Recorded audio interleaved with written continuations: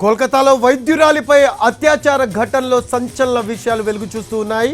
ఆమెపై gang rape జరిగిందా అన్న అనుమానాలు వ్యక్తమవుతున్నాయి. నిందితుడు సంజయ్ రాయ్ ఒక్కడే కాకుండా మరికొందరు ఉన్నారనే అనుమానాలు వ్యక్తమవుతున్నాయి. పోస్టుమార్టం నివేదికతో ఈ అనుమానాలు అంతకంతకు బలపడుతున్నాయి.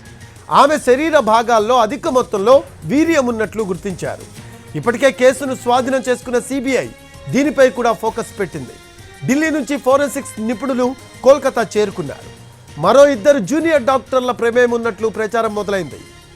సిబిఐ స్పెషల్ క్రైమ్ యూనిట్ ఘటనా స్థలంలో ఫింగర్ ప్రింట్స్, ఫుట్ ప్రింట్స్, ఇతర ఆధారాలు సేకరిస్తోంది. మొబైల్ ఫోన్ డేటాను కూడా దర్యాప్తు అధికారులు విశ్లేషించనున్నారు. నిందితుడు సంజయ్ రాయ్ స్టేట్మెంట్ను సిబిఐ మరోసారి రికార్డ్ చేయనుంది. హాస్పిటల్ సిబ్బంది, మృతురాలి స్నేహితుల స్టేట్మెంట్స్ కూడా రికార్డ్ చేయనున్నారు. మరీ ముఖ్యంగా సిబిఐ 6 అంశాలపై ఫోకస్ పెట్టింది.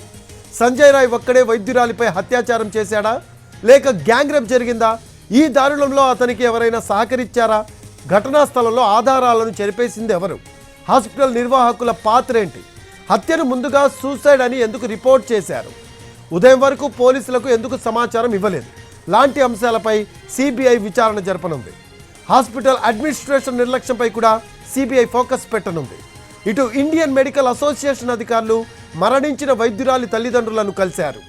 దారుణం జరిగిన కొన్ని గంటల వరకు కనీసం తమకు సమాచారం కూడా ఇవ్వలేదని మృతురాలి తల్లిదండ్రులు వారితో వాపోయారు. కాలేజీ ప్రిన్సిపాల్ను కలవడానికి ప్రయత్నించినా ఒప్పుకోలేదని ఆవేదన వ్యక్తం చేశారు. తమ బిడ్డపై గ్యాంగ్ రేప్ జరిగిందన్న అనుమానాలను వారు వ్యక్తం చేశారు.